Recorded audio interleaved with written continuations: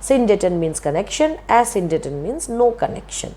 Alright, just like in case of atheist, whenever you use the letter A in front of something, it means not that. Okay, so asyndeton means not syndeton, not connected.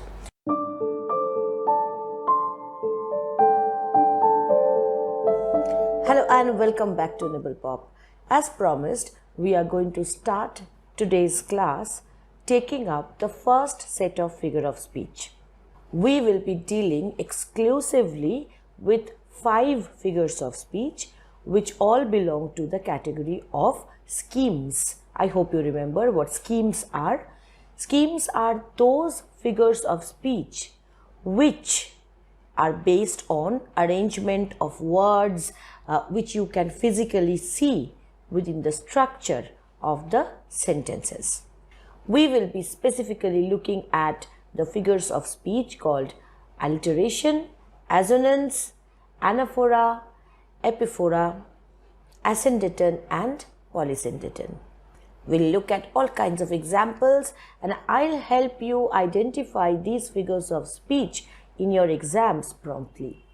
So don't go anywhere till you reach the end of the video and subscribe to our channel if you want to stay connected. This is Monami Mukherjee. Welcome once again.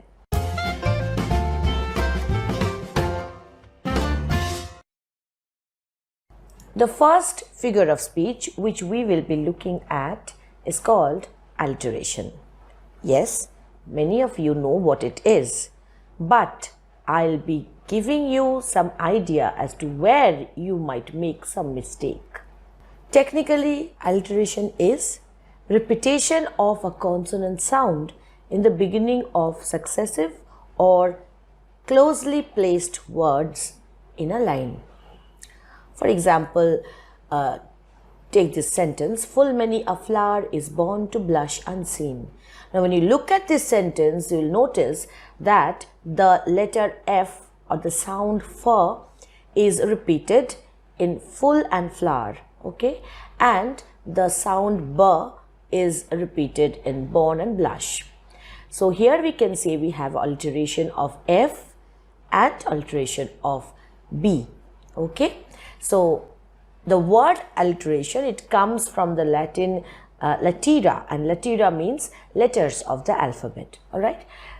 Now let's see why poets use this figure of speech. Now usually what alliteration does is it brings the focus to a certain key word or key idea of the poem. All right. For example, take this beautiful pair of lines. Deep into that darkness peering, long I stood there wondering, fearing, doubting, dreaming dreams no mortal ever dared to dream before. This is from Raven by Edgar Allan Poe. Look at the reiteration of the sound D, especially in the second line, and they are connecting the words and creating this atmosphere of gothic, almost horror, and at the same time a kind of melancholy. So this whole effect is created by this repetition of the D sound. All right. So how to identify alliteration? First is look for consonant sounds. All right. But don't look for consonants. Look at these pairs of words first. If I say king's coat and I say child's coat, okay, in these two pairs of words, which is alliterative? Now if you look at the first pair, king's coat, one begins with K and the other begins with C. So you might feel that they are not alliteration, but they are, because the sound K is repeated. But when you look at the pair of words, child's coat, although child and coat both begin with C, but one pronunciation is ch and the other's pronunciation is k. Therefore, although both begin with the same letter, they don't begin with the same sound. Therefore, child's coat is not alliteration. Alright. Another loophole is sometimes some words begin with a letter which remains silent. For example, K in night, that is silent. Another such example is psalm. Okay, psalm in you have the letter P in the beginning, but it is not voiced. We do not pronounce P in the beginning of psalm. Therefore, when you have these kinds of words, you have to pay closer attention. Okay, so these are not considered when you are considering alterations, as these are not heard. Now look at this sentence. Alfred in his anger acted wild. Is this an alteration of A? No, because remember what I said? Alteration is the repetition of consonant sounds. A is not a consonant, right? This is called assonance. So assonance is very similar to alteration. Alteration is the repetition of consonant sounds. Assonance is a repetition of vowel sounds. And one more thing is, in assonance, the repetition may not be in the beginning of the words. I'll give you an example to understand this better. Like to decline an offer of wine. Now here, you notice that the vowel I is pronounced as I. Okay, when you say like, you're pronouncing I as I. In decline, you're also pronouncing I as I. Similarly, in wine, you are pronouncing it in the same way. Therefore, the pronunciation of I is same for all these three words. I does not occur in the beginning of the words, but this sound is there within the word.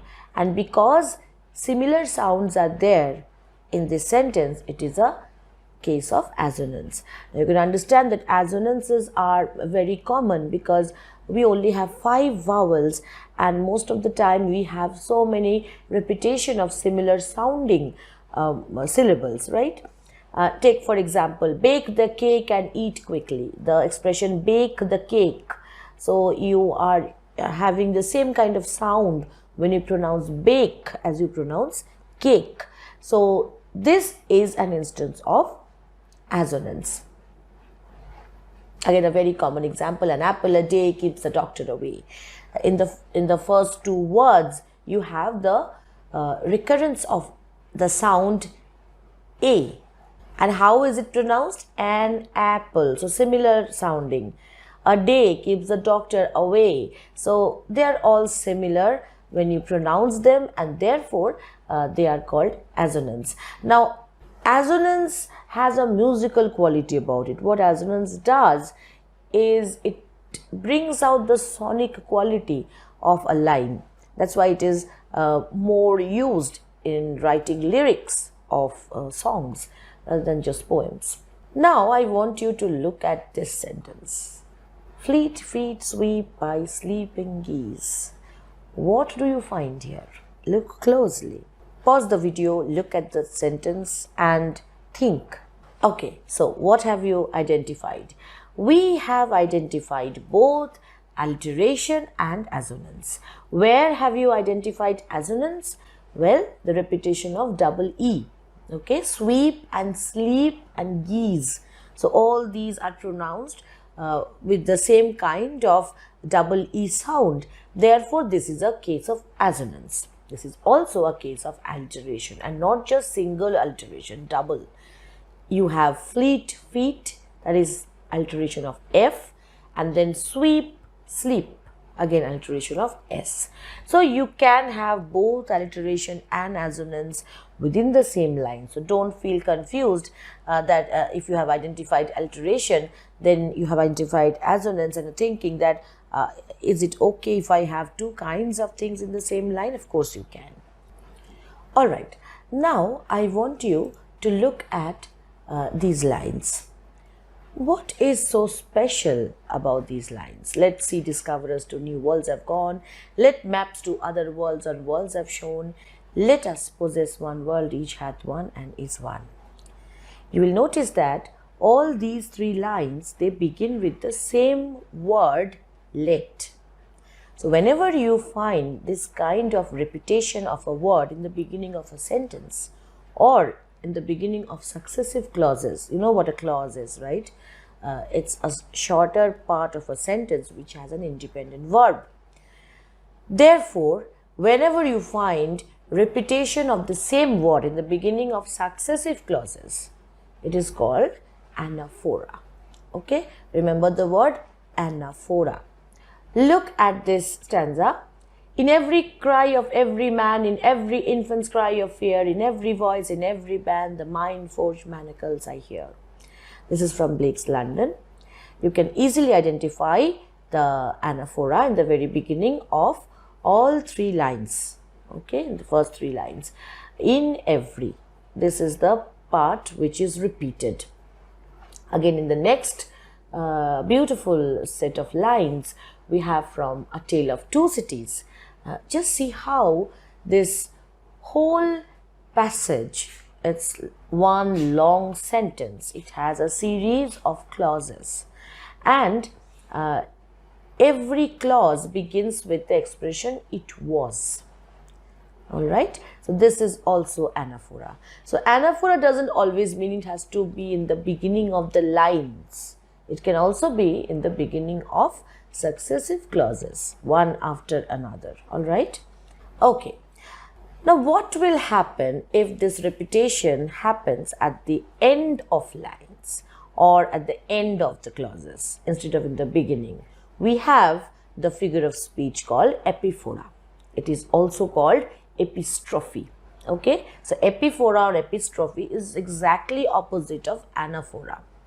Anaphora is also called epanaphora. Now don't confuse yourselves. You don't have to remember so many words. Remember anaphora and remember epistrophe or epiphora. All right. Now let me give you an example of epiphora.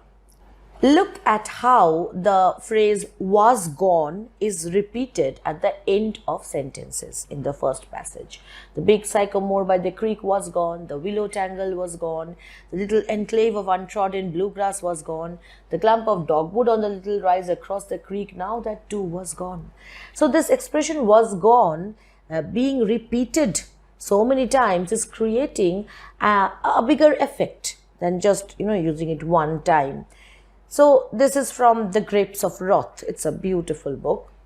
Again, very famous lines from Julius Caesar, spoken by Brutus. Who is here so base that would be a bondman? If any speak, for him have I offended. And he goes on using this expression, for him have I offended, so many times that it becomes almost like a refrain. What is the difference between refrain and epiphora? In case of refrain, you have a whole sentence. In case of epiphora, you have a part of a sentence which is repeated. Now just look at these lines. For want of a nail, the shoe was lost. For want of a shoe, the horse was lost. For want of a horse, the rider was lost. For want of a rider, the message was lost. What is happening here? Yes, again, pause it. Look at it. Now that you have understood, see, you have anaphora here, you have epiphora here. So what is exactly happening here? You have something called a symploce. Symploce is a very rare thing. Probably you won't get any symploce in your exams, but if you are appearing for any competitive exams, then maybe, they might ask you what a symploce is. It is nothing but a combination of anaphora and epiphora. So when you have same beginning, same ending for successive clauses or lines, you have symploce. Okay, I hope you will remember this. Now if you go back to the passage from Dickens' Tale of Two Cities, what was it actually? It was the best of times, it was the worst of times. See here in the first two clauses, we have both anaphora and epiphora. Therefore, we have what is called a symploce. Okay, so it's a symploce. Now we will come to a figure of speech which is also very easily identified without even realizing what the meaning of the sentence is. Look at this sentence. Are all thy conquests, glories, triumphs, spoiled, shrunk to this little measure? What you notice is a lot of commas. And when do we use comma?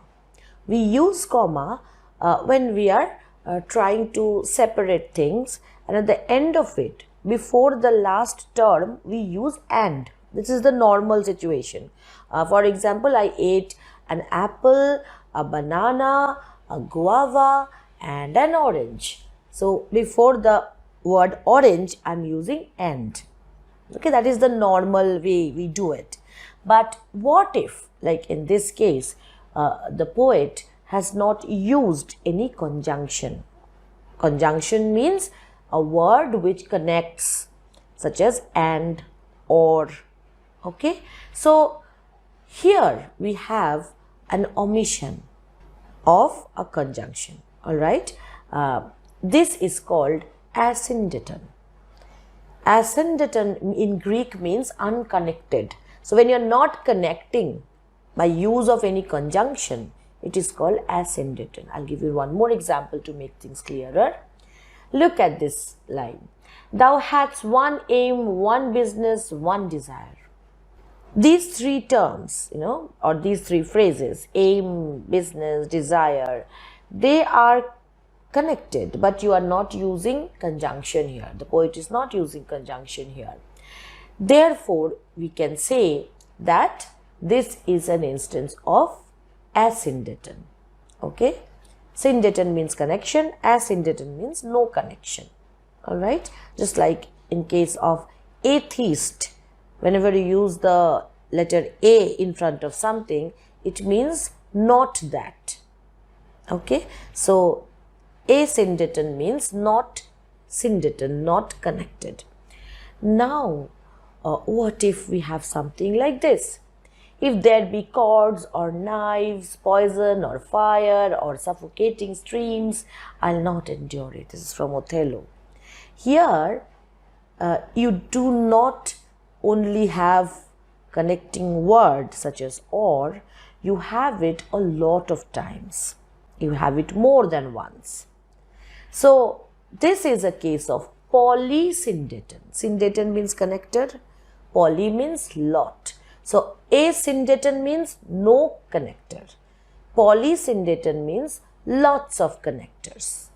Connectors means conjunctions such as and or, right?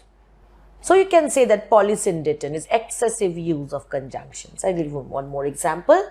They lived and laughed and loved and left. All right, this is again, you can see how many times the word and is repeated here.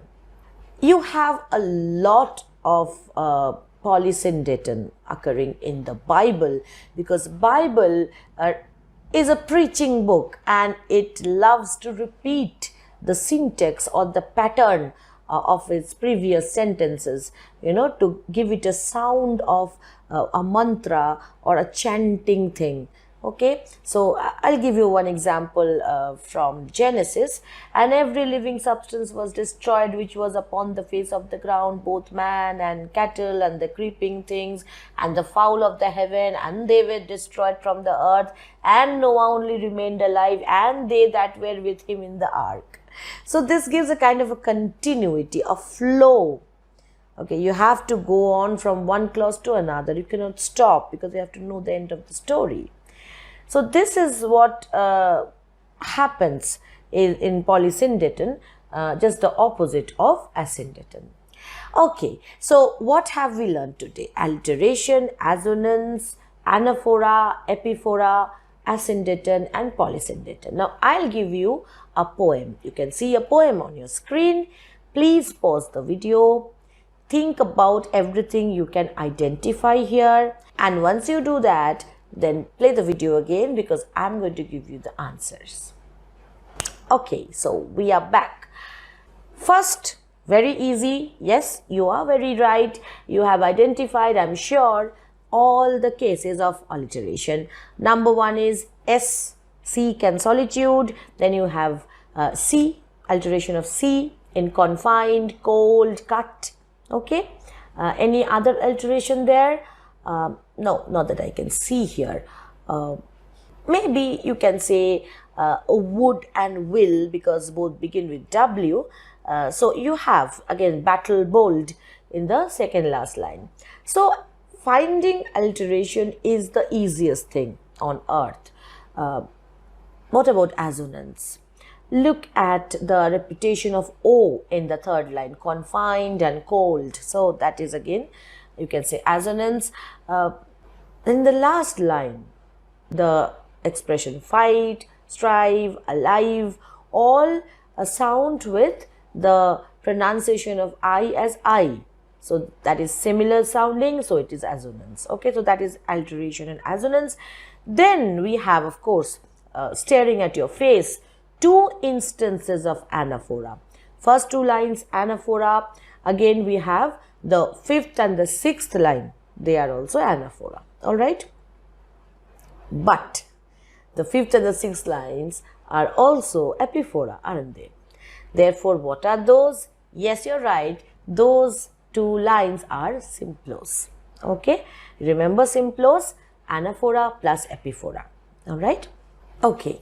Now, confined and cold and cut to the shreds.